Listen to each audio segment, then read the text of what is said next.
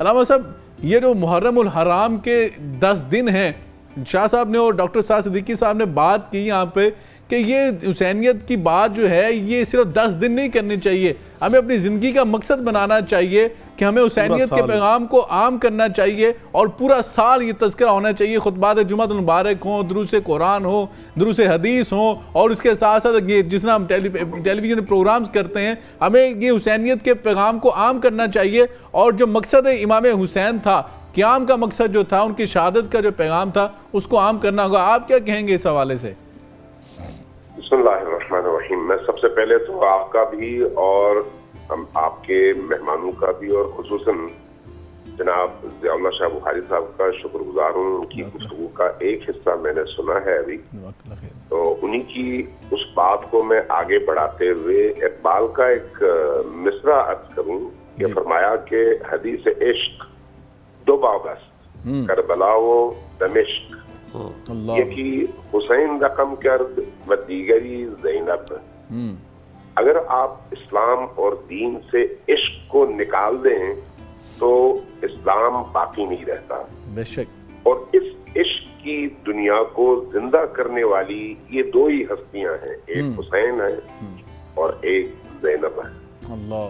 تو اس اعتبار سے اگر ہم نے دین کو اس کی روح کے مطابق سمجھنا ہے تو وہ ظاہری عبادات میں نہیں، عبادات کے باطن میں ہے، عبادات کی روح میں ہے۔ ورنہ کربلا کے میدان میں نمازی دونوں طرف تھے، ادھر بھی نماز پڑھنے والے تھے اور ادھر بھی نماز پڑھنے والے تھے، ادھر کوئی کفار نہیں تھے، مشرکین نہیں تھے۔ اسی طرح سے دونوں طرف وہ لوگ تھے جو روزہ رکھنے والے لوگ تھے، دونوں طرف حج کرنے والے لوگ تھے، دونوں طرف زکوٰۃ کے قائل لوگ تھے۔ تو پھر وہ کون سی چیز ہے جس نے ایک حد فاصل کھینچ دی، ایک سرخ لکیر کھینچ دی، ایک طرف حق اور دوسری طرف باطل کہلایا؟ وہ روح دین کا ادراک اور اس کے مطابق اپنی زندگی کو ڈھالنا ہے۔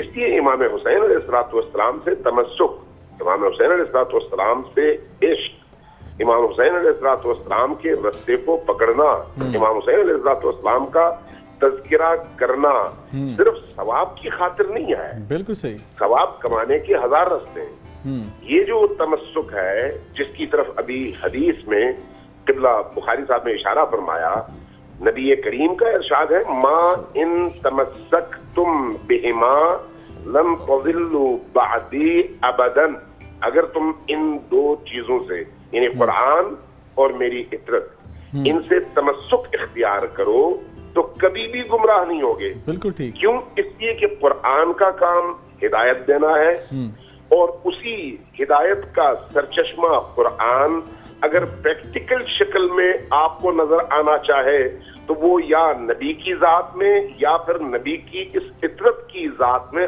آپ کو جلوگر نظر آتا ہے۔ بے شک۔ اس لیے آپ اہل البیت علیہ السلام کو قرآن سے الگ کر کے دیکھ ہی نہیں سکتے۔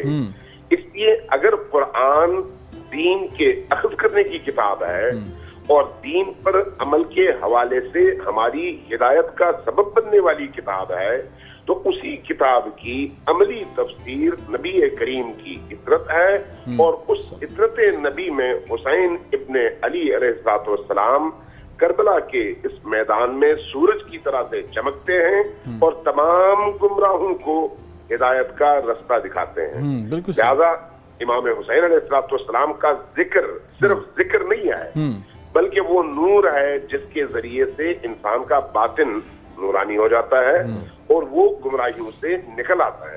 امام حسین علیہ السلام کا ذکر طہارت ہے، اس طہارت کے آنے کے بعد نجاستیں انسان کی روح سے، اس کی سوچوں سے، اس کی فکروں سے نکل جاتی ہیں۔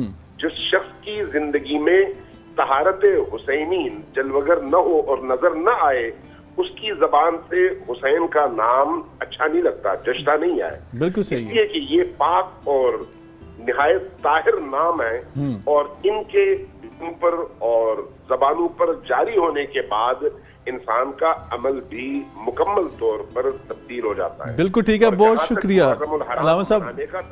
جی چونکہ غم کا مہینہ ہے، شہادت کا مہینہ ہے جی، اور نبی کریم صلی اللہ علیہ وآلہ وسلم نے مسلم کی اس حدیث کے مطابق امام حسین علیہ السلام کی پیدائش کے موقع پر، شہادت پر نہیں، پیدائش کے موقع پر آپ کی شہادت کی خبر جبرائیل سے سن کر جب گریہ فرمایا تو وہ گریہ نبی کریم کی سنت ہے، جبرائیل کی سنت ہے اور اہل البیت کی سنت ہے۔ اس لیے اگر حسین کے غم کو سن کر کوئی شخص روتا ہے تو اس کا مطلب یہ ہے کہ اس کے اندر ایمان ہے، اور اگر نہیں رو سکتا بلکہ اس کے اندر اگر کجی اور کدورت پیدا ہوتی ہے تو اس کو دیکھ لینا چاہیے کہ نفاق کہاں پر بویا گیا ہے اور اس کے اثرات کہاں تک پہنچتے ہیں۔ بالکل ٹھیک ہے، بہت شکریہ حضرت علامہ محمد امین شہیدی صاحب، آپ نے بڑی خوبصورتی کے ساتھ جو پیغام ہے امام اسلام کی شہادت کا